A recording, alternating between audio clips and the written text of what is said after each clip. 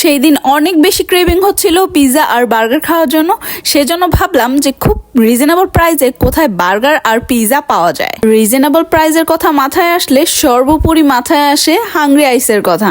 তাই আজকের ভিডিওতে এত রিজনেবল প্রাইসে কোথায় খাবার পাওয়া যায়, পিৎজা বার্গার পাওয়া যায়, ফাস্ট ফুড আইটেম, সেটার ভিডিও দেখাবো আজকে। ওয়েল, আসসালামু আলাইকুম everyone, this is Mahi from my Facebook page and YouTube channel and welcome back to my another new video. আজকে চলে আসছি মিরপুর 11 রাব্বানি হোটেলের অপোজিটেই এই রেস্টুরেন্ট না, মূলত এটা একটা ক্যাফে। ওদের এখানের মোস্ট পপুলার হচ্ছে বার্গারের প্রাইস ছিল এর আগে 65 টাকা, এখন দাম বাড়িয়েছে যেহেতু সব জিনিসের দাম বাড়ছে, তো আস্তে আস্তে করে দাম বাড়তে বাড়তে এখন বর্তমানে 90 টাকা প্রাইস। তারপরেও মানে কত বড় সাইজ বার্গারের, দেখতে তো পারতেছেন। 2 লেয়ারের বার্গার, তারপর 2টা প্যাটিতেই চিকেন তো থাকছেই, তারপরে ইচ্ছা মতো মেয়োনিজ দিয়ে। বার্গারের প্রাইসটা মাত্র 90 টাকা।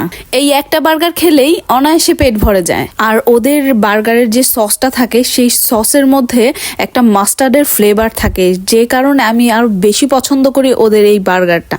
তো দেখতে দেখতে চলে আসলো আমাদের পিৎজা। আর তারা এই পিৎজাতে কি পরিমাণে টপিং সেট করেছে এটা তো দেখতেই পাচ্ছেন। আর এই 12 ইঞ্চের পিৎজার দাম ছিল মাত্র 360 টাকা।